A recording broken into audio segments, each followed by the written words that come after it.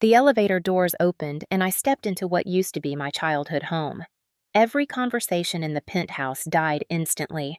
100 pairs of eyes turned toward me, Manhattan's most powerful players frozen mid-sentence, their champagne glasses suspended in mid-air. The silence was absolute suffocating. My cousin Brooke stood near the floor-to-ceiling windows, surrounded by her usual circle of trust fund friends. Recognition flickered across her face, then confusion, then something close to panic. "What are you doing here?" Her voice came out higher than usual, sharp with an emotion she was trying to hide. "This is a private event. You weren't invited." I walked further into the room, my heels clicking against the marble floor, each step measured and deliberate.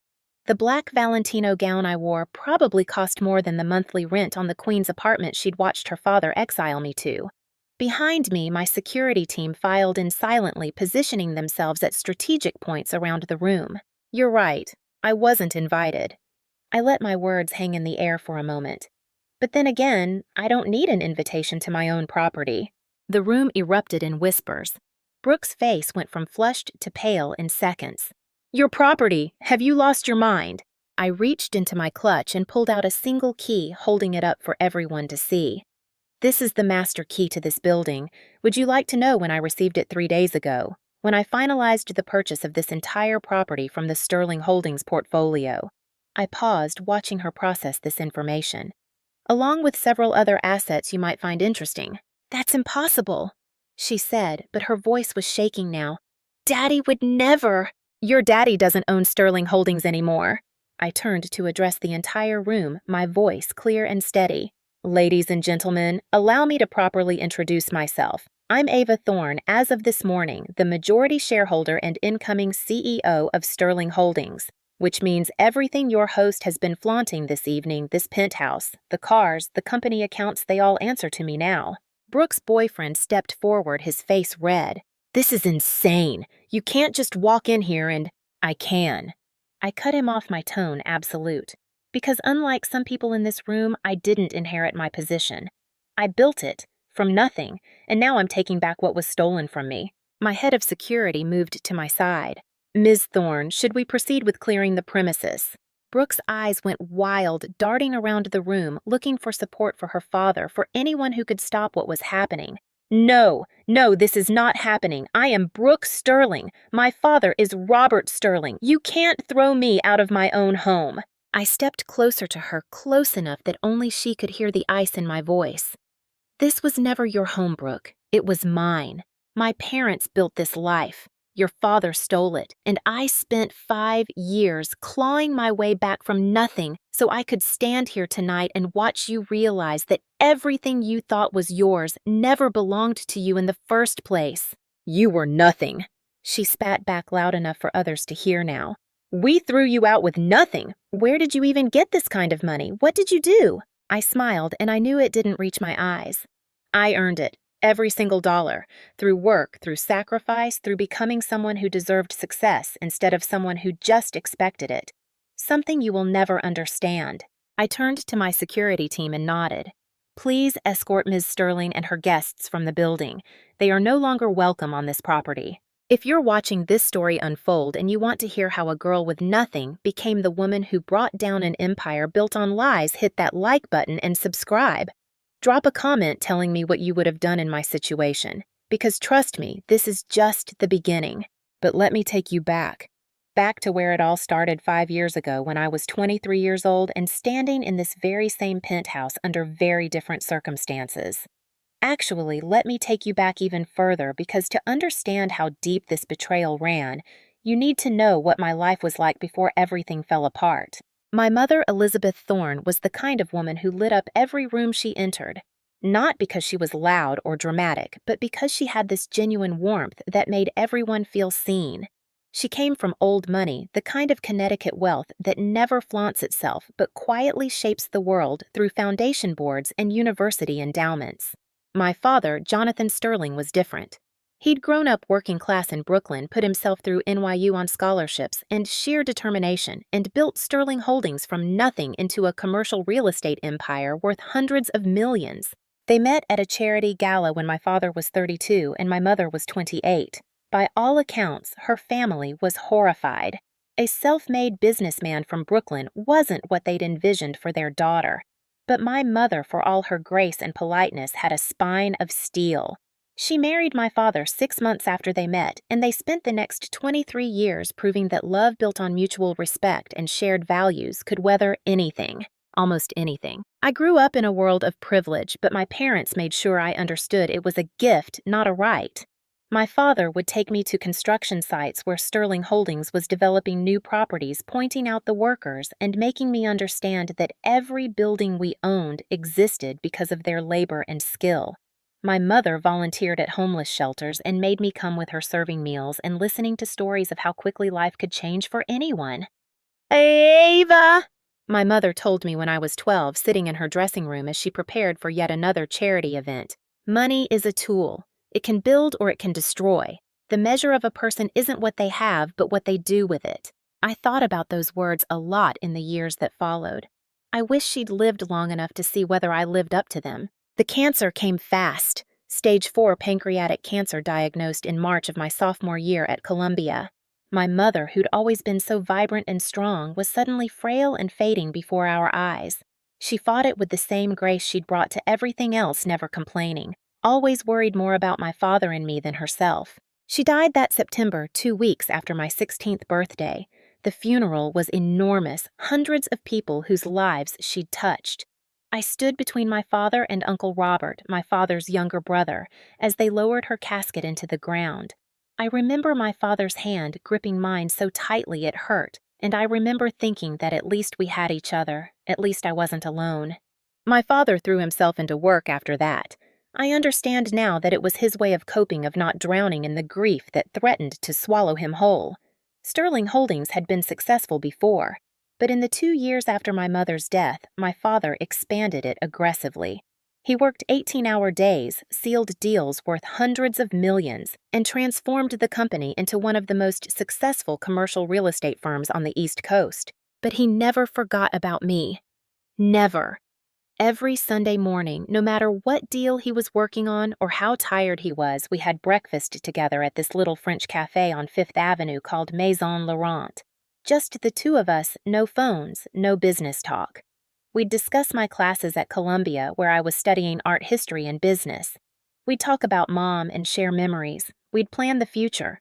"This is all for you, you know," he told me one Sunday morning in February, 3 months before he died. "Sterling Holdings, everything I've built. I want you to have the freedom to do whatever makes you happy. If that's running the company, wonderful. If it's something else, that's wonderful too. The point is choice, Ava.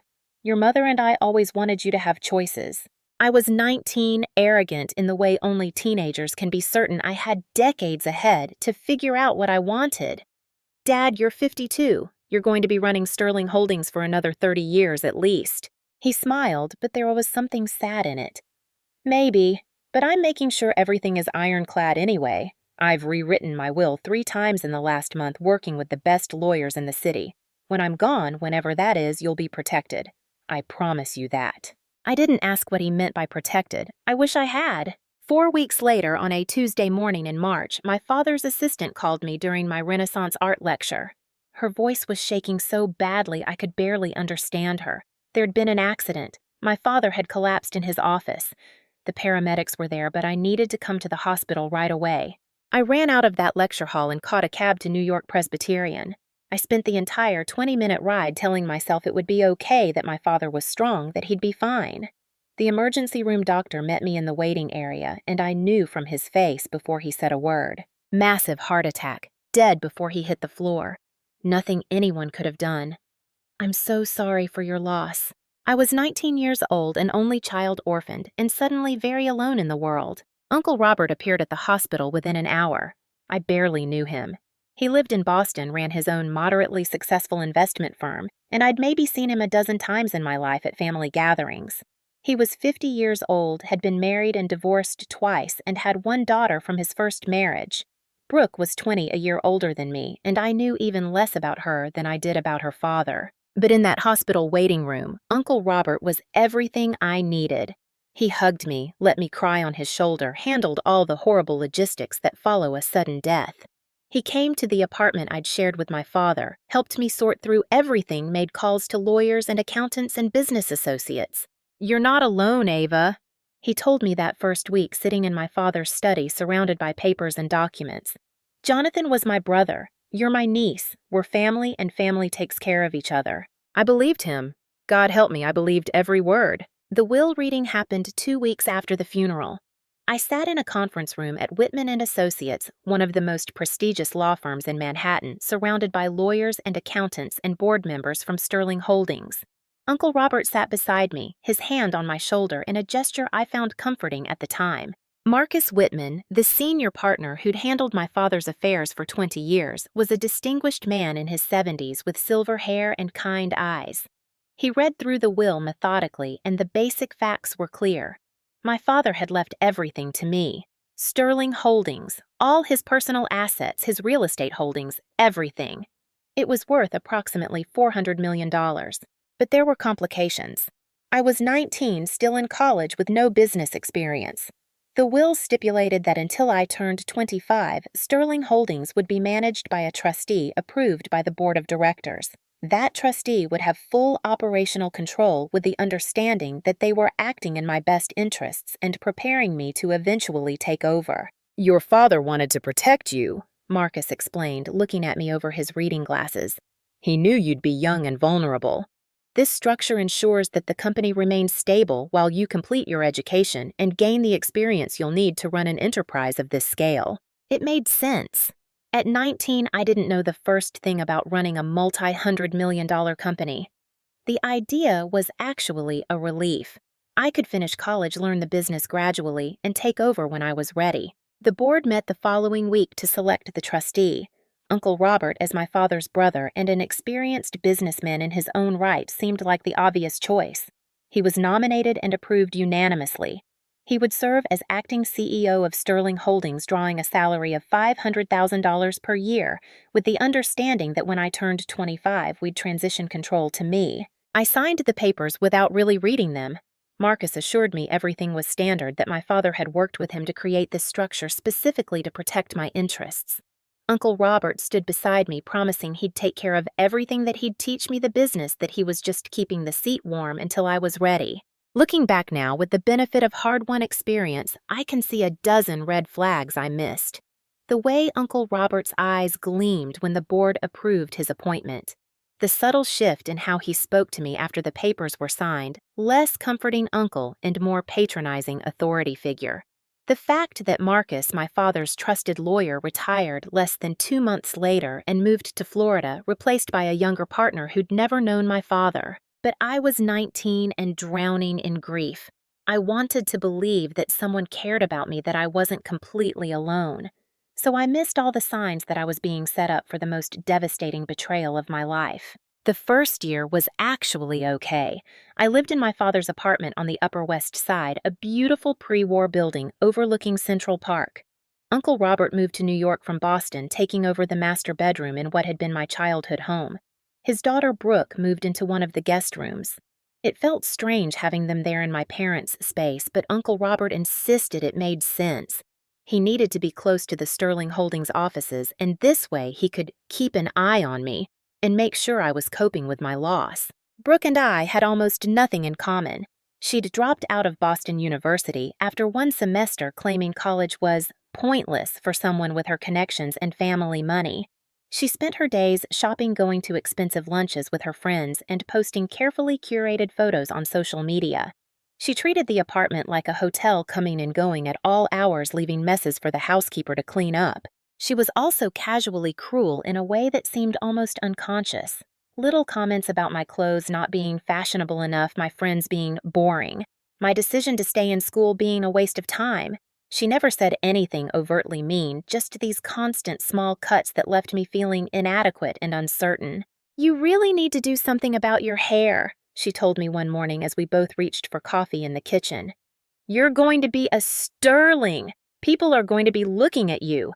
That whole natural curl thing reads as messy, not sophisticated." I touched my hair self-consciously. My mother had loved my curls. "I like my hair," Brooke shrugged, examining her perfect manicure. "Suit yourself. I'm just saying if you want to be taken seriously in Dad's world, you might want to try harder. Uncle Robert was more subtle but equally diminishing. He'd pat my hand when I asked questions about the company and tell me not to worry about business stuff yet. When I suggested I might take some business classes beyond my requirements, he discouraged it, saying I should focus on enjoying college while I could. When I asked to attend board meetings as an observer, he explained that it would be inappropriate given my lack of experience and might make the other board members uncomfortable. "Trust me, Ava," he'd say, always with that warm smile that I was starting to realize never quite reached his eyes. "I'm handling everything. Your job is to finish school and heal. Let me worry about Sterling Holdings." I started noticing other things, too. Expensive renovations to the apartment that no one had asked me about, paid for by the company. A new Porsche for Brooke, supposedly a graduation gift from her father, but purchased through Sterling Holdings as a company vehicle. Lavish dinners and parties charged to business accounts. When I finally worked up the courage to ask Uncle Robert about it, he got defensive. "Ava, running a company like Sterling Holdings requires certain expenditures. Entertainment image maintenance, these things matter in this business. Your father understood that. He spent money on these things too."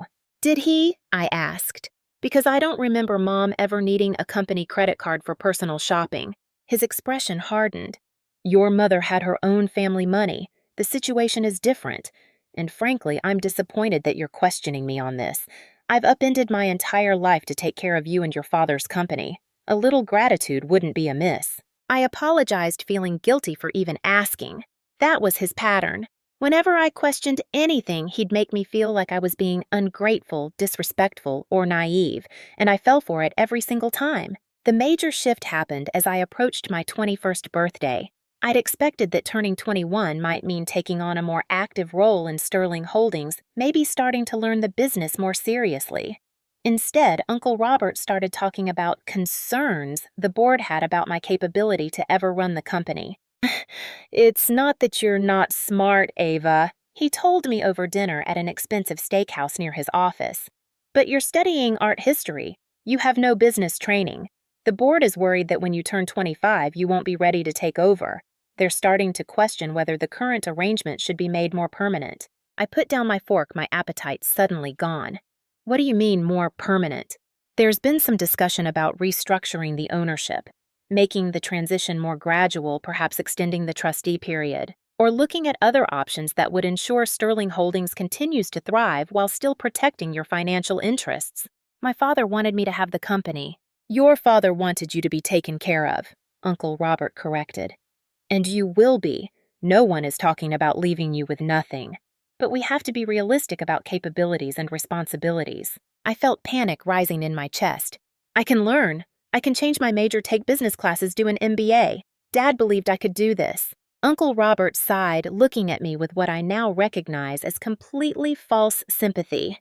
"Did he, Ava? Be honest with yourself. Your father loved you, but he never actually talked to you about running the company.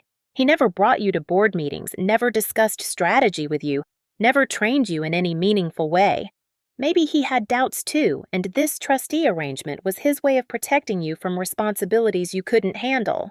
It felt like he'd punched me in the stomach, because some small insecure part of me wondered if he was right. My father had included me in his life, but had he really prepared me to take over his business? Or had he seen me as his daughter to be protected and provided for, not as his successor? The conversation planted a seed of doubt that Uncle Robert carefully nurtured over the following months. He'd make comments about my lack of business acumen, my emotional decision-making, my unrealistic expectations. He'd point out mistakes I made in household budgeting or social situations, using them as evidence that I wasn't capable of handling real corporate responsibility. Meanwhile, Sterling Holdings was thriving under his leadership, or so it appeared. The company was closing big deals, expanding into new markets, earning positive coverage in business publications. Uncle Robert was interviewed for articles about successful family business transitions. He was building a reputation as a savvy businessman who'd stepped in to save his brother's legacy. What I didn't know, what I had no way of knowing at the time, was that much of that success was smoke and mirrors. Uncle Robert was leveraging the company's assets to fund an increasingly lavish lifestyle for himself and Brooke. He was taking out loans against properties my father had owned outright, using the cash for personal expenses, while making the balance sheets look healthy through creative accounting. He was paying himself bonuses that went far beyond his agreed salary. He was systematically stripping value from Sterling Holdings, while everyone, including me, thought the company was flourishing. 2 months after my 21st birthday, Uncle Robert called a family meeting. Just the three of us in the apartment living room on a rainy Tuesday evening. Brooke lounged on the sofa, examining her phone with apparent disinterest. Uncle Robert stood by the window, backlit by the city lights, looking like he was preparing to deliver a speech. "Ava, we need to talk about the future," he began. "The board met yesterday, and we've made some decisions that affect you." My hands started shaking. I folded them in my lap. "What kind of decisions?" "The board has voted to make my position as CEO permanent. We've also restructured the ownership of Sterling Holdings. The company is now a family trust managed by the board with both you and Brooke as beneficiaries." The words didn't make sense at first. "What do you mean restructured? I'm the owner. My father left it to me." "Your father left you his assets." Uncle Robert corrected, his voice taking on a harder edge. "And those assets have been responsibly managed and restructured to ensure long-term stability. This isn't about taking anything from you, Ava. This is about protecting the company and protecting you." I stood up, my heart pounding. "You can't just restructure ownership. That's not how it works. There's a will, legal documents," which gave me as trustee broad authority to make decisions in the best interests of both you and the company. I've consulted with lawyers, with accountants, with the board. Everything has been done properly and legally. You'll still benefit financially from Sterling Holdings' success. You'll have access to a very generous trust fund. But the day-to-day operations, the strategic decisions, those will remain with people who actually understand business. Brooke looked up from her phone for the first time, smirking. "Face it, Ava. You were never cut out for this. You should be grateful Dad is giving you anything at all." I looked at her, this spoiled, useless person who'd contributed nothing to anything, and something inside me snapped. "Grateful? This is my father's company. He built it from nothing. He wanted me to have it." "Then why didn't he leave it directly to you?" Uncle Robert asked, his voice cold, now all pretense of kindness gone. "Why did he set up a trustee? Because he had doubts, Ava. He loved you, but he knew you weren't capable of this." "That's not true." "Isn't it? Look at yourself. You're studying art history, for God's sake. You have no business training, no relevant skills, no vision for how to run a company like Sterling Holdings. You wanted to be taken care of, and now you are. Your trust fund will pay you $50,000 a year. That's more than most people make. Be grateful for it and move on with your life." $50,000 a year. I did the math quickly in my head. Sterling Holdings was worth at least $400 million, probably more now. And I was being offered $50,000 a year, barely enough to cover rent on a decent apartment in Manhattan. "This is theft," I said, my voice shaking but clear. "You're stealing my inheritance." Uncle Robert's face flushed red. "Careful, Ava. Be very careful about the accusations you make. Everything I've done has been legal and in accordance with my duties as trustee. If you try to fight this, you'll spend years in court, hundreds of thousands in legal fees, and you'll lose. The documents are ironclad. The board supports me. You have no case." "Then I'll find a lawyer who—" "With what money?" he interrupted. "You have no income beyond what I choose to give you. No assets beyond what's in your name, which is very little. You want to fight me? Go ahead. Try. But I promise you, Ava, you will lose. And you'll end up with nothing instead of the very generous $50,000 a year I'm offering you." I felt like I was drowning, like the floor had dissolved beneath me, and I was falling into darkness. This man, my father's brother, who I'd trusted completely, had systematically stolen everything my father had built. And he'd done it so carefully, so legally, that there was nothing I could do about it. "I want to talk to Marcus Whitman," I said. "My father's lawyer." Uncle Robert smiled, and it was the cruelest expression I'd ever seen on a human face. "Marcus retired, remember, moved to Florida. I have his contact information if you'd like to call him, but I suspect he'll tell you the same thing I'm telling you. The documents are legal. The structure is sound. You should accept what's being offered and move forward with your life." I did call Marcus once I was alone in my room. It took 3 tries to find a current number for him, and when I finally reached him at his retirement condo in Boca Raton, his voice was uncomfortable and apologetic. Ava, I'm so sorry about your situation, but your uncle is right. The trustee documents your father signed gave Robert very broad authority. When you signed the additional paperwork after the will reading, you essentially confirmed that authority. I know this isn't what you wanted to hear, but fighting it would be costly and likely unsuccessful. My father wouldn't have wanted this, I insisted. He built Sterling Holdings for me. There was a long pause.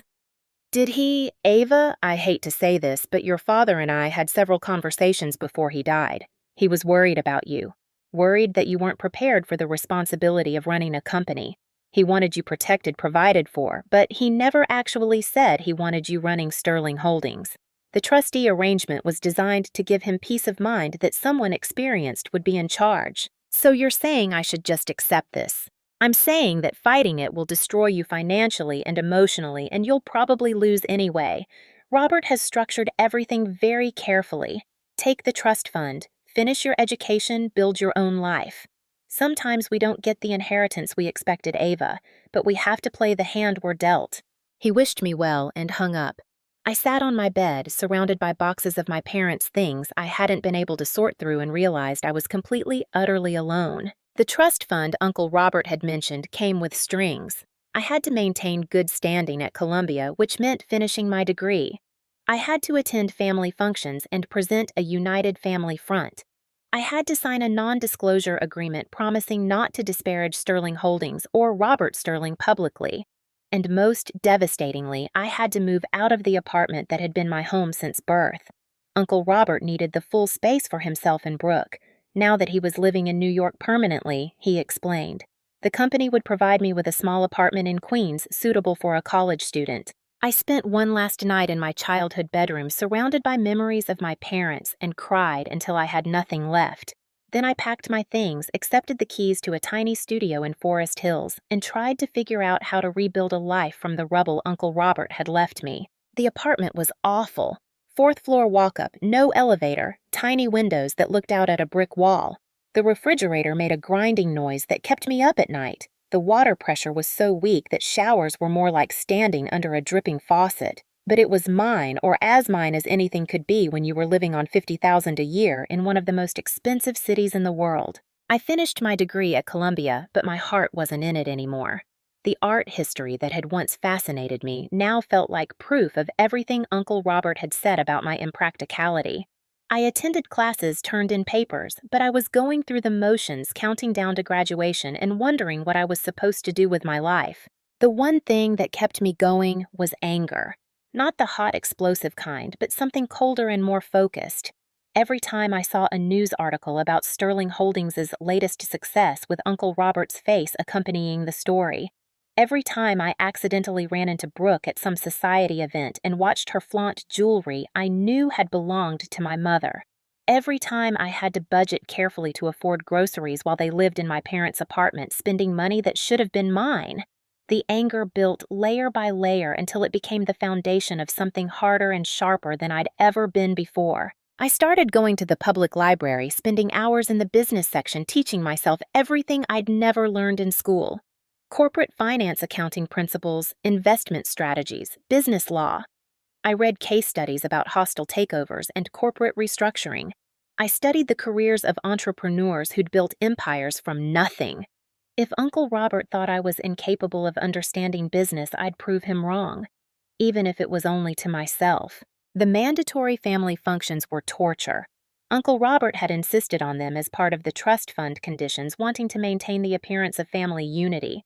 Once a month, I'd have to dress up in my carefully maintained good clothes and attend dinners or galas, where I'd watch Uncle Robert and Brooke hold court, living the life that should have been mine. The worst was the Sterling Holdings annual charity gala held every December at the Plaza Hotel. It had been my mother's favorite event, one she'd poured her heart into organizing. She'd made it about more than just raising money. She'd created an evening that genuinely highlighted the causes they supported and the people they helped. After she died, my father had maintained her vision, keeping the event personal and meaningful. Uncle Robert had turned it into a spectacle. More expensive, more exclusive, more focused on impressing wealthy donors than on the actual charitable work. And he made sure I attended, always seating me at a table in the back where I could watch but not participate in any meaningful way. The December after I'd been forced out of my inheritance, just 2 months after my 21st birthday, I attended that gala with a sense of dread. I wore the same cocktail dress I'd worn the year before, carefully steamed to remove the wrinkles from storage. My jewelry was costume pieces from a store in Queens. I took the subway to the plaza and walked in through the same doors where my parents used to arrive in a chauffeured car. Brooke spotted me immediately. She was wearing a fortune in diamonds and a couture gown that probably cost more than my rent for 6 months. She descended on me with her entourage of equally wealthy, equally vapid friends. "Oh my God, Ava," she said loudly enough for nearby guests to hear. "You actually came, and in that dress! How economical of you! Sustainability is very trendy right now." Her friends laughed. I felt my face burn, but kept my expression neutral. "Hello, Brooke." "No, really, I think it's great that you're being so practical about your situation, living within your means and all that. Very mature of you." She touched the diamond necklace at her throat, a piece I recognized from my mother's jewelry collection. "Daddy gave me these. He said Mother would have wanted family to have them, not to have them gather dust in a vault somewhere." Something twisted in my chest. Those were my mother's. "And now they're mine," Brooke said, her smile vicious. "I know it must be hard for you seeing what you lost. But honestly, Ava, you have to let go of this fantasy that you were ever meant for this life. Look around. Do you see anyone here who looks like they studied art history? These are serious people, business people. You were always going to be the trophy daughter supported by the family money, but not actually part of building it." "My father built Sterling Holdings," I said quietly. "Not yours." Her expression hardened. "And my father saved it. You would have run it into the ground within a year. You should be thanking us for taking care of what your father created." I walked away before I said something I'd regret, before I gave her the satisfaction of seeing me cry. I found a quiet corner near the bathrooms and tried to compose myself. That's when I overheard a conversation that changed everything. 2 men in expensive suits stood just around the corner, voices low but carrying clearly in the marble hallway. I recognized one voice as belonging to Richard Chin, a real estate developer I'd met a few times with my father. "Robert's running Sterling Holdings into the ground," Richard was saying.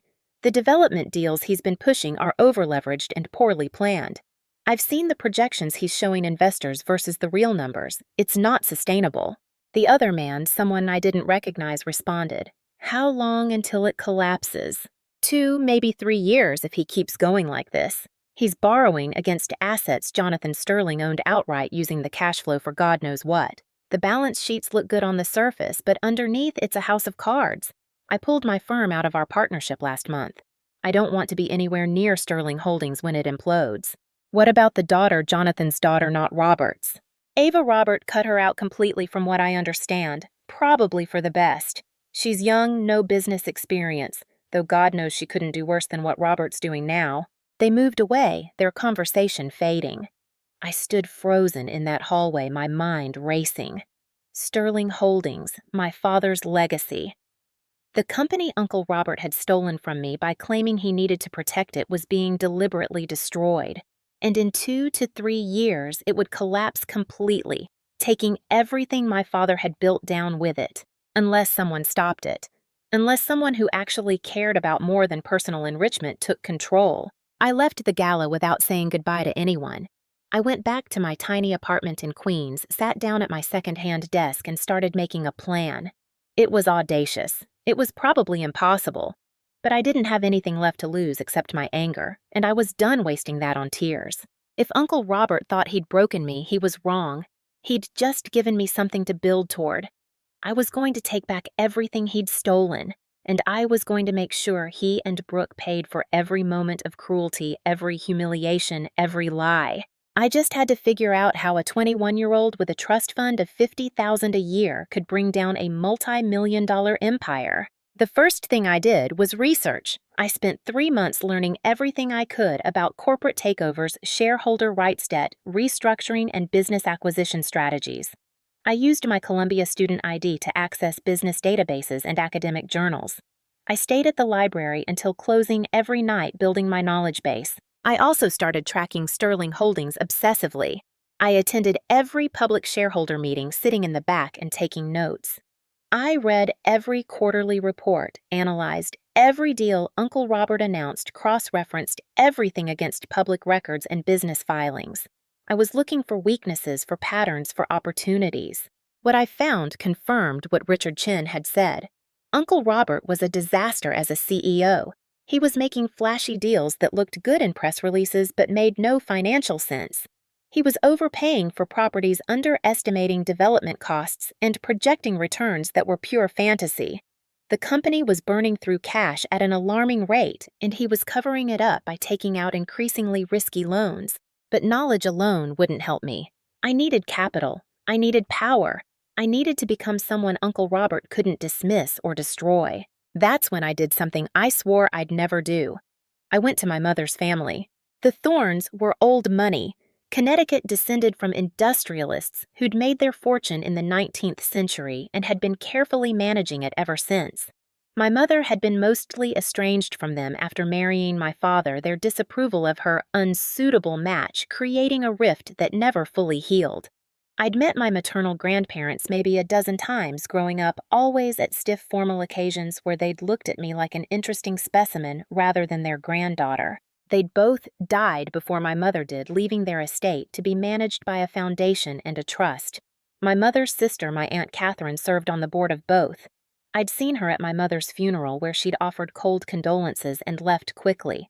She hadn't attended my father's funeral at all. I called her office in Greenwich and was surprised when she actually agreed to see me. I took the train up on a cold January morning, dressed in my best interview suit, and was ushered into an office that screamed tasteful wealth. Aunt Catherine was 60, thin as a rail, perfectly coiffed, and looking at me with the same clinical detachment I remembered from childhood. "Ava," she said, not offering a hug or even a handshake. "I was surprised to hear from you. I assume this is about money." I'd prepared a speech, practiced it dozens of times. But sitting across from this woman who looked so much like my mother but with none of her warmth, I found myself saying something completely different. "Uncle Robert stole my inheritance. He's destroying my father's company, and I need help getting it back." Aunt Catherine's expression didn't change, but something flickered in her eyes. "Robert Sterling? Yes, I've heard things. Nothing good. I need capital," I said. "I need enough money to start making investments to position myself to eventually acquire control of Sterling Holdings. I know that's a huge ask. I know you and Mom weren't close, but she was your sister, and what's happening to her legacy isn't right." "Elizabeth made her choices," Aunt Catherine said. "She chose to marry beneath her station and involve herself with the Sterling family. I warned her it would end badly. My father was a good man. He built something real, something valuable. Uncle Robert is destroying it for his own gain. If you cared about my mother at all—" "Don't," Aunt Catherine interrupted sharply. "Don't presume to lecture me about my sister. You know nothing about our relationship or what I felt for her." I waited, sensing that there was more coming. She stood and walked to the window overlooking Greenwich Avenue. Elizabeth was brilliant, smarter than any of us, certainly smarter than our parents. She could have done anything. Instead, she married a man our family considered beneath her and spent her life supporting his dreams instead of pursuing her own. It infuriated me. "She was happy," I said quietly. Was she, or did she convince herself she was because she'd made her choice and thorns don't admit mistakes? Aunt Catherine turned back to face me. "But you're right about one thing. What Robert Sterling is doing is wrong, and Elizabeth would be devastated to see her daughter reduced to living in Queens on an inadequate trust fund." She sat back down, pulled out a leather portfolio, and wrote something. She tore off the check and slid it across the desk. $50,000. "That's what I can give you without board approval," she said. "It's not much in the grand scheme of things, but it's yours, no strings attached. Use it wisely." I looked at the check, feeling a mix of gratitude and disappointment. $50,000 was nothing against the scale of what I needed, but it was more than I'd had that morning. "Thank you," I said. "Don't thank me yet. You're attempting something nearly impossible. Robert Sterling has powerful friends, legal protection, and a board that supports him. You're 21 years old with no experience and almost no resources. The odds of you succeeding are minuscule." "I know." She studied me for a long moment. "You look like her, you know, Elizabeth. Same bone structure, same eyes, but there's something harder in you, something she never had. I had to develop it. Good, you'll need it. She stood, indicating the meeting was over. One more thing. If you do manage this impossible feat, if you somehow take back Sterling Holdings, remember this. Your mother chose to support someone else's dream. You have the opportunity to build your own. Don't waste it trying to resurrect the past. I left her office with a check for $50,000 and advice I didn't fully understand at the time. I took the train back to New York, sat in my apartment, and faced the reality of my situation. I now had approximately $75,000 total, including what was left of my trust fund after living expenses. Even with extreme frugality, that would last me maybe 2 years. 2 years to figure out how to build enough wealth to take on Uncle Robert. I needed a strategy that could turn $75,000 into millions, and I needed it fast. That's when I saw the advertisement for the tech startup pitch competition at NYU, open to anyone under 30 with a business idea and $5,000 in capital. Prizes included seed funding mentorship from successful entrepreneurs and networking opportunities with venture capitalists. I didn't have a tech startup, but I had something potentially more valuable. I had 5 years of watching my father evaluate real estate development proposals. I had detailed knowledge of Sterling Holdings' business model, and I had an idea that had been forming in the back of my mind for months. Commercial real estate development was traditionally slow, capital-intensive, and opaque. What if there was a tech platform that could democratize it, allow smaller investors to participate in development deals, provide transparent tracking of projects, use technology to reduce costs and inefficiencies? It wasn't revolutionary, but it was solving real problems in a hidebound industry. I spent 2 weeks building a pitch. I taught myself PowerPoint-created financial projections, researched comparable companies. I used $1,000 of my precious capital to register an LLC called Thorn Development Technologies. On paper, I was a founder with a revolutionary idea. In reality, I was a desperate young woman with nothing left to lose. The competition was held in a lecture hall at NYU's Stern School of Business on a Saturday in March. 200 participants, most of them bright-eyed computer science majors with apps or SaaS products. I was one of maybe 15 people pitching something in the real estate space and the only woman. I made it through 2 preliminary rounds, my pitch getting more polished each time. The judges seemed intrigued by the idea, even if they had questions about my ability to execute. I made it to the finals, which came down to 10 competitors presenting to a panel that included several prominent venture capitalists and tech entrepreneurs. That's where I met Jason Chen. He was in the audience, not on the judging panel. 24 years old, wearing jeans and a hoodie in a room full of business casual, looking bored by most of the presentations. But when I started my pitch about revolutionizing commercial real estate through technology, he sat up and started paying attention. I didn't win. I came in 4th, which earned me a token $5,000 in seed funding, but none of the serious investment or mentorship that came with the top 3 spots. But as I gathered my materials afterward, fighting disappointment, Jason approached me. "That was actually smart," he said without preamble. "Your idea, not the crypto payment processing thing, that's been done. But the transparent tracking and fractional ownership model, that's genuinely interesting." "Thanks," I said, not really in the mood for consolation. "I'm Jason Chen. I run a blockchain technology company called Chainlink Protocols. We're building infrastructure for exactly the kind of transparent transaction tracking your platform would need." I looked at him more carefully. He was slightly built with thick glasses and an intensity that radiated from him despite his casual appearance. "You're building blockchain infrastructure?" "For enterprise applications, yeah. Real estate seems like an obvious use case, but no one's really cracked it yet. Your model could work, but you'd need serious technical expertise and probably $3 to $5 million in initial capital to build the platform properly." "I have $75,000, I said bluntly, "and no technical expertise, so I guess it's not happening." He grinned suddenly. "Or you could partner with someone who has the technical expertise and access to investors who might fund something like this. I think your idea has potential. And honestly, I've been looking for a business-minded partner who understands real estate. All my co-founders are engineers.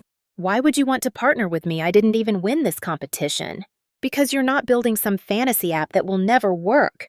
You're solving a real problem in a real industry with a practical solution. That's rarer than you'd think in the tech world. Also, I did some research on you while you were presenting. I tensed. What kind of research? You're Ava Sterling. Or you were. Daughter of Jonathan Sterling, who founded Sterling Holdings, currently being run by your uncle after your father died. You got cut out of your inheritance. He said it matter-of-factly, no judgment or pity. That gave you insider knowledge of real estate development and probably a significant motivation to prove yourself. Is that a problem? It's perfect, actually. You're not some rich kid playing with daddy's money. You're someone with something to prove and nothing to lose. That's the best kind of partner. We went to a coffee shop near campus and talked for 4 hours. Jason explained his technology in terms I could actually understand, showing me how blockchain could solve the transparency and trust issues that plagued real estate investment. I walked him through the development process, explained the pain points, detailed why existing platforms weren't working. By the end of that conversation, we had the skeleton of a real business plan. Jason would handle the technical development. I would focus on the business model partnerships with real estate developers and eventually fundraising. We'd split equity 60-40 with him taking the larger share given his existing technology and investor relationships. I should warn you, I said as we were wrapping up. I don't know what I'm doing. I've never run a company. I've never worked in tech. I could completely fail and waste your time. Jason shrugged. Most startups fail anyway. At least with you, I believe you'll work insanely hard because you have something to prove. That's worth more than experience sometimes. We shook hands on it that day. Within a month, we'd formalized the partnership incorporated properly, and Jason had connected me with his existing angel investors. 6 weeks after that pitch competition, Thorn Development Technologies received its first real funding. $2 million for 20% equity, valuing our non-existent company at $10 million. I was still living in my tiny Queens apartment, still technically receiving $50,000 a year from the trust fund Uncle Robert controlled. But I was also suddenly on paper worth $8 million. Of course, that equity was worth nothing unless we actually built something successful. But for the first time since my father died, I felt like I had a path forward, a way to build real power instead of just surviving on scraps. The next 2 years were the hardest of my life. Jason and I worked brutal hours building the platform.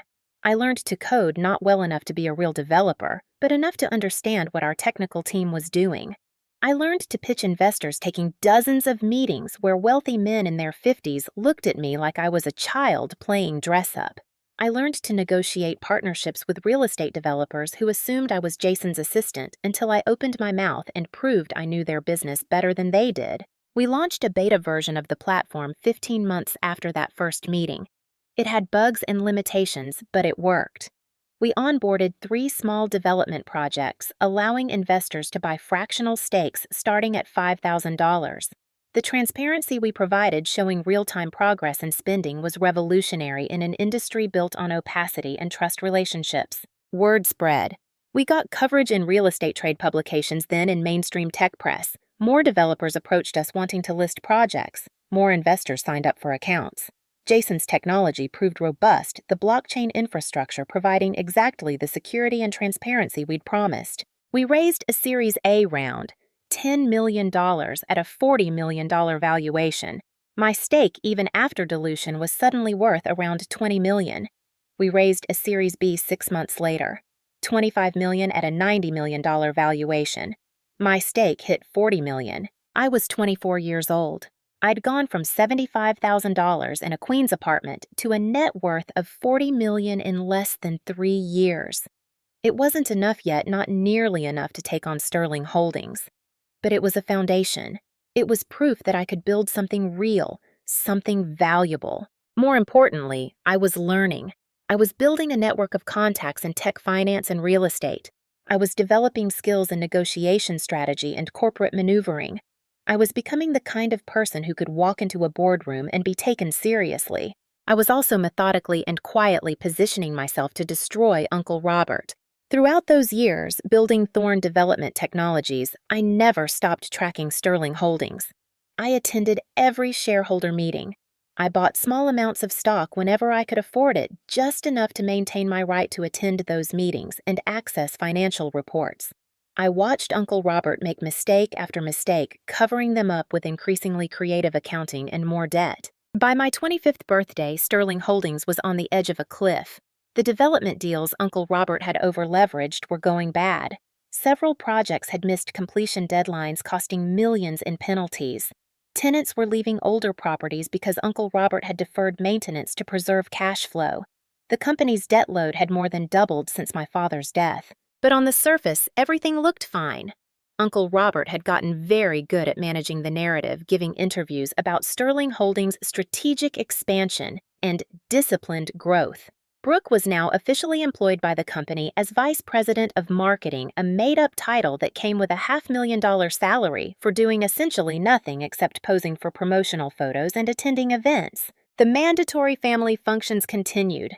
I still had to attend per the trust fund conditions, though Uncle Robert had started treating me with casual dismissiveness rather than even fake warmth. I was an obligation now, a box to check off the disappointing niece who hadn't amounted to anything. The annual charity gala in December of my 25th year was different, though. By then, Thorne Development Technologies was successful enough that I'd been invited not as Robert Sterling's charity case niece, but as a legitimate tech entrepreneur. I arrived in a designer gown I'd actually purchased myself, wearing confidence I'd earned. Brooke saw me across the ballroom and did a visible double-take. She whispered something to her friends, then approached her expression a mix of confusion and suspicion. "Ava, you look different." "Thank you," I said pleasantly. "I heard you're doing some kind of tech thing, with computers." She said it like I'd started selling used cars. "I co-founded a commercial real estate technology platform. We've facilitated about $200 million in development projects so far." Her eyes narrowed. "Really? How surprising." "Is it my father built a very successful real estate company? I guess I inherited some of his aptitude for the industry." It was a direct hit, reminding her that she'd inherited nothing except her last name. Her expression hardened. "You know, it's funny. You're supposedly doing so well, but I notice you still show up to these events, still living off the family name and connections." "Actually, I'm here because I was invited by the event organizers. They wanted to discuss potentially featuring Thorne Development Technologies in next year's program. Apparently, our work in affordable housing development aligns with the gala's mission." That was true. Part of our platform's appeal was that it made smaller-scale affordable housing projects viable by reducing capital requirements and providing transparent tracking that traditional lenders trusted. It was good business and good PR, and it was exactly the kind of meaningful work my mother would have supported. Brooke looked like she wanted to say something cutting but couldn't quite figure out what. She settled for a tight smile. "Well, good for you. I'm sure it's very fulfilling working with computers and poor people." She walked away, and I felt a savage satisfaction. For the first time in 5 years, I'd made her uncomfortable. I'd shown up in her world on my own terms, with my own success, and she couldn't dismiss me anymore. Uncle Robert noticed, too. He cornered me near the end of the evening, his face slightly flushed from alcohol and anger. "I hear you've been making quite a name for yourself," he said. "Tech entrepreneur real estate platform. Impressive." "Thank you." "Let me give you some advice, Ava. The tech world is full of flash-in-the-pan success stories. Companies that look valuable on paper but collapse when the market corrects. Don't get too comfortable. Real success, the kind that lasts, that's built on actual assets. Properties land tangible things, not lines of code." "Like Sterling Holdings, you mean?" His eyes went cold. "Sterling Holdings has thrived under my leadership. We've expanded, diversified, become one of the premier real estate development firms in the country. Your father built a good foundation, but I've taken it to the next level." I could have called him out right there, pointed out the debt load, the failed projects, the accounting irregularities I'd documented, but that wasn't my play. Not yet. "I'm sure you have," I said blandly. "It must be satisfying running the company." He studied me suspiciously, looking for sarcasm or challenge, but I kept my expression neutral, giving him nothing. "It is," he finally said, "and it will continue to be, in case you were wondering if anything would change now that you've turned 25. The restructuring we did was permanent. You might have built yourself a nice little tech company, but Sterling Holdings will never be yours. Accept that and move on." "I have moved on," I said truthfully. "I'm building my own legacy now, not trying to reclaim someone else's." He seemed satisfied with that answer, dismissing me with a nod before walking away to schmooze with more important guests. He had no idea that every word he'd said had been recorded on the small device in my clutch, adding to the evidence file I'd been building for years. The tech platform kept growing. We expanded into new markets, signed partnerships with major developers, attracted more investor capital. By the time I was 27, Thorn Development Technologies was valued at $300 million. My equity stake, even after multiple rounds of dilution to raise capital, was worth roughly $90 million.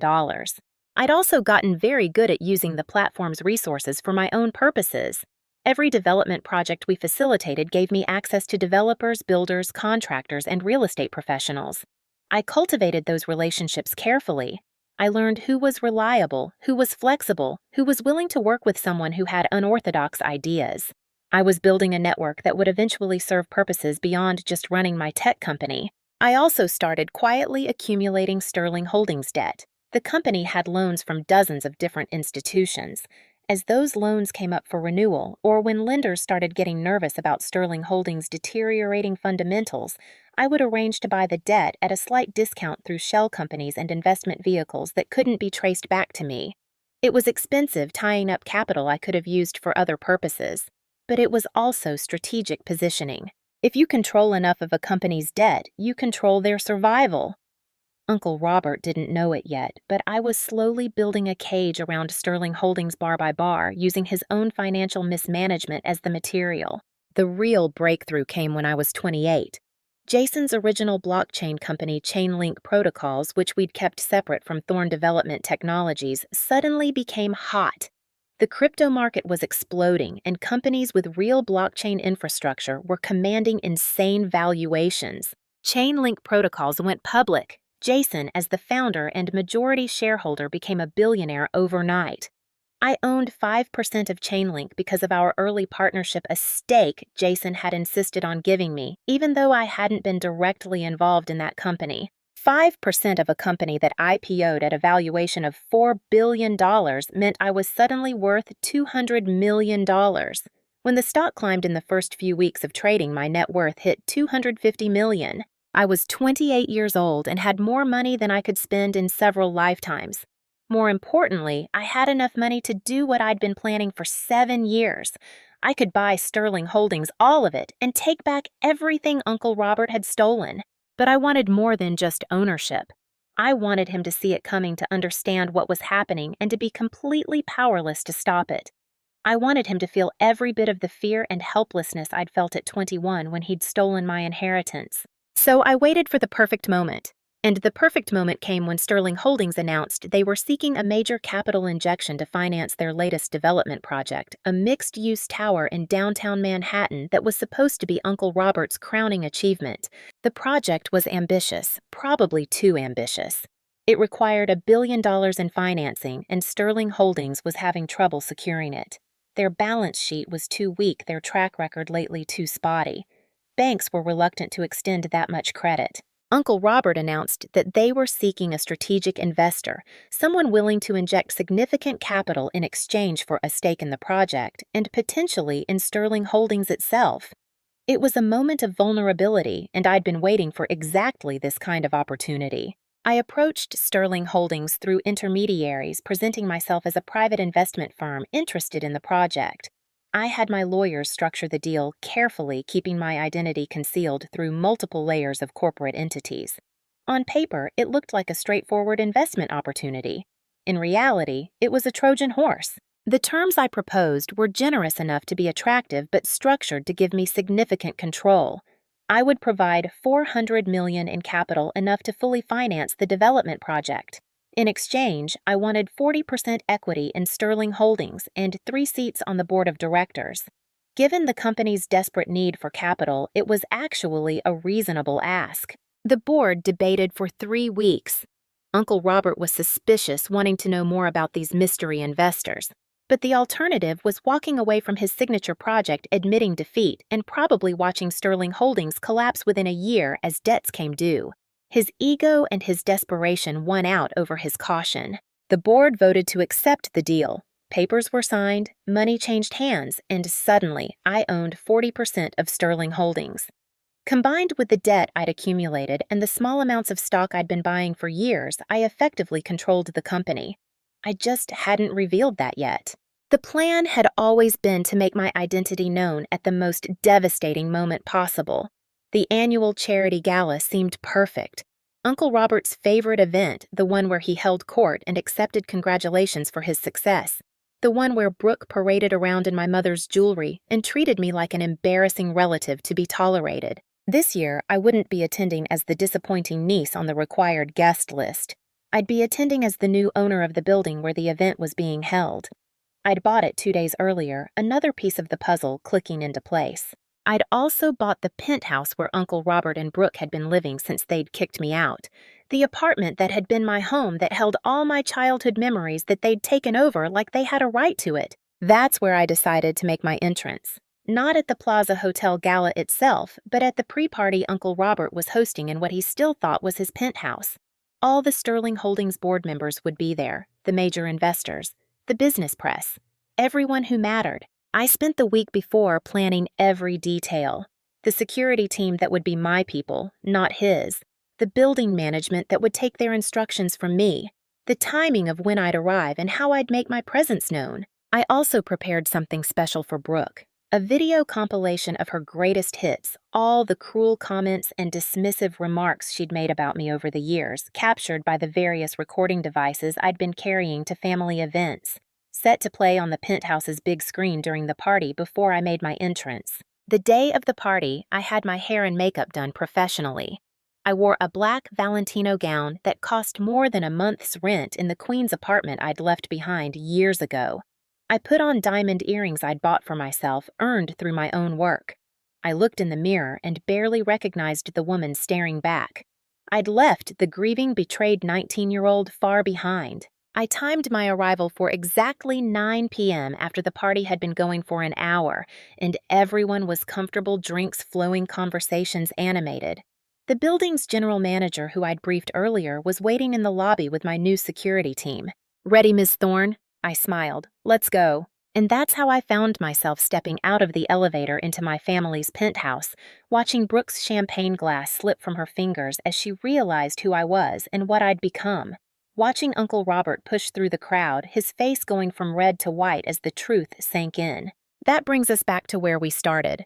Me standing in my penthouse security escorting Brooke and her friends out Uncle Robert, trying to process that his world had just imploded. But let me tell you what happened next, because the real satisfaction wasn't in that moment of revelation. It was in what came after. The next morning, I held a press conference at Sterling Holdings headquarters. I'd scheduled it at 7 a.m., knowing Uncle Robert would still be reeling trying to figure out his next move. The boardroom was packed with business journalists, cameras, and my carefully chosen lawyers and advisors.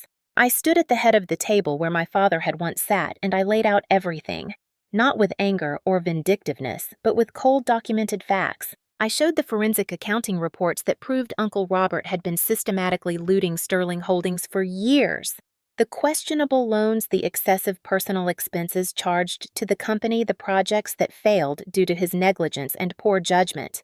I showed the communications where he'd deliberately misrepresented the company's financial health to lenders and investors. I presented evidence that the restructuring he'd done after my father's death, the one that cut me out of my inheritance, was technically legal but ethically bankrupt. I showed emails where he'd discussed how to maximize his family's benefit while minimizing mine. I made it clear that Sterling Holdings had been stolen from its rightful heir, and I was taking it back. But I also critically presented a plan for the company's future. This wasn't just about revenge or reclaiming what was mine. I'd spent years preparing to actually run Sterling Holdings successfully. I outlined a restructuring plan that would address the debt issues, refocus on sustainable development projects, and restore the ethical business practices my father had championed. I announced that I was becoming CEO effective immediately, that the board members who'd enabled Uncle Robert's mismanagement would be replaced, that Sterling Holdings would be returning to its roots as a company that built quality properties while treating employees and partners fairly. The press conference lasted 2 hours. By the time I was done, the narrative was set. This wasn't a bitter family dispute. This was a story about corporate fraud being exposed and a company being saved by its rightful owner. Uncle Robert tried to fight back, of course. He gave angry interviews claiming I'd manipulated my way into position, that the accounting irregularities were blown out of proportion, that he'd saved Sterling Holdings after my father's death, and this was how I repaid him. But I had the evidence and I had the law on my side. When federal prosecutors got interested based on my forensic accounting reports, Uncle Robert's blustering turned to panic. His lawyers advised him to settle, to accept being voted off the board, to walk away while he still could. He refused. He wanted to fight it in court, confident that his high-powered attorneys could spin the situation his way. That confidence lasted until the FBI showed up at his door with a warrant seizing documents and computers. The investigation took 8 months. In the end, Uncle Robert was indicted on multiple counts of fraud, embezzlement, and securities violations. The trial was brief. The evidence was overwhelming. He was sentenced to 8 years in federal prison. I felt no joy in that outcome, no sense of triumph. Just a grim satisfaction that justice, however delayed, had finally been served. Brooke's fall was different. She'd been complicit in her father's actions, benefiting from the stolen money and enabling his behavior. But she'd been more of a willing parasite than an active conspirator. The prosecutors didn't pursue criminal charges against her, though the civil suits from Sterling Holdings and various defrauded parties stripped away most of what she'd accumulated. The apartment, the car, the jewelry, the designer wardrobe, all of it went away in a matter of months. Her society friends evaporated as soon as her access to money and status disappeared. She tried to maintain her social media presence, posting about her struggles and looking for sympathy, but the internet is merciless to people who fall from unearned heights. I ran into her about a year after Uncle Robert went to prison. Pure coincidence, both of us walking down the street in Midtown. She was carrying shopping bags from mid-tier stores, wearing clothes that were nice but not designer, looking tired in a way that had nothing to do with physical exhaustion. She saw me and froze. For a moment, I thought she might turn and walk the other way. Instead, she approached me, her expression a complicated mix of emotions I couldn't quite read. "Ava," she said. "Brooke." We stood there on this crowded sidewalk, years of history and hurt between us. She looked like she wanted to say something, her mouth opening and closing. "I'm sorry," she finally said, "for everything, for how I treated you, for what Dad did. I know it doesn't change anything, but I'm sorry." I studied her, looking for signs of manipulation or self-pity, but she just looked tired and maybe finally genuine. "Thank you for saying that," I replied. "I hope you're doing okay." "I'm learning to," she said. "It's hard.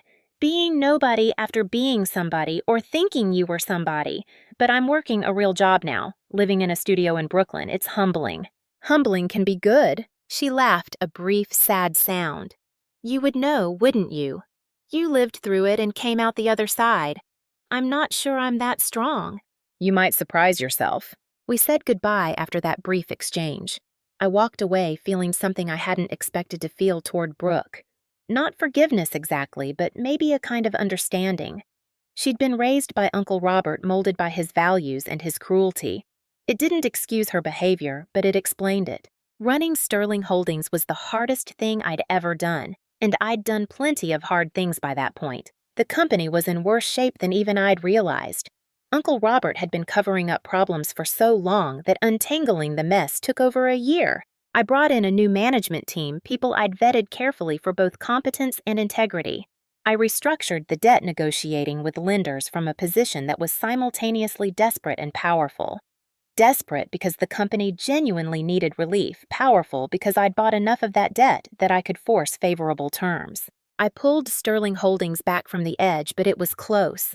There were nights when I wondered if I'd taken on something impossible, if my need for justice had blinded me to business realities. But slowly, methodically, we turned things around. We completed the troubled projects Uncle Robert had started, though we had to restructure several of them significantly.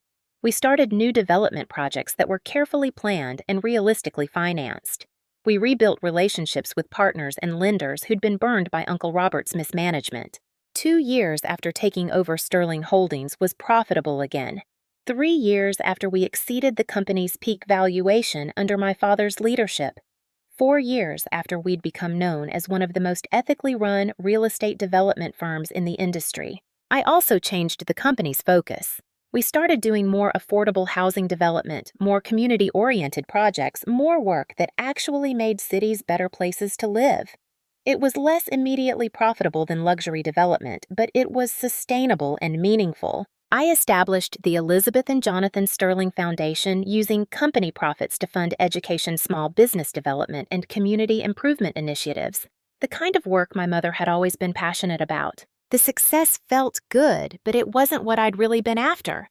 The real victory was standing in my father's office, now my office, and knowing that I'd saved what he'd built, that I'd taken it back from someone who would have destroyed it for personal gain, that I'd proven I belonged here, that I was capable, that I could build on my father's legacy while making it my own. 5 years after that night at the penthouse, I'm 33. Sterling Holdings is stronger than it's ever been. My personal net worth is around $600 million. I've been profiled in business magazines, invited to speak at conferences called a role model for young entrepreneurs. But the moment I'm proudest of came last month. I received a letter from a woman named Maria Rodriguez.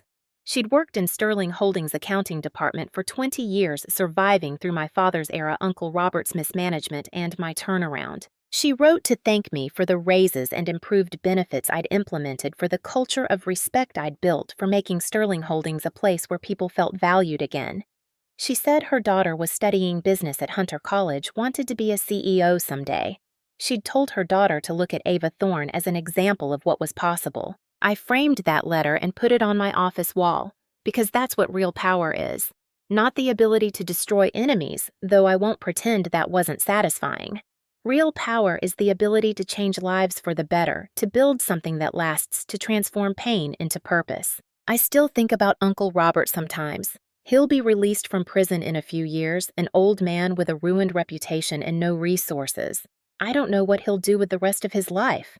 That's not my concern anymore. I think about Brooke, too, wonder if she's still working that job in Brooklyn, if she's building a real life for herself, or just treading water. Part of me hopes she figures it out. Another part of me doesn't particularly care. Mostly, I think about my parents. My mother, who taught me that money is a tool and the measure of a person is what they do with it. My father, who built something meaningful from nothing and wanted me to have the freedom to choose my own path. I like to think they'd be proud of who I became. Not because I'm rich or successful, but because I took the worst thing that ever happened to me and used it as fuel to become someone stronger, more capable, more purposeful than I ever would have been if things had been easy. I learned that sometimes the doors close not to trap you, but to push you onto a path that makes you into who you were always meant to be. That the people who try to break you are giving you the opportunity to prove you're unbreakable. That justice isn't just about punishment, it's about taking back your power and using it to build something better. Life taught me that sometimes the doors close not to trap you, but so you can find your own path. A path to justice, a path to freedom, a path to becoming exactly who you were meant to be all along. So let me ask you, have you ever had to fight to reclaim what was rightfully yours? Have you ever been underestimated by people who should have known better? What would you do if someone stole your future? Drop your thoughts in the comments below. And if this story resonated with you, if it made you think about your own struggles and comebacks, hit that like button and subscribe for more real stories about people who refused to stay down. Because we all have the power to write our own endings. The only question is whether we're brave enough to pick up the pen.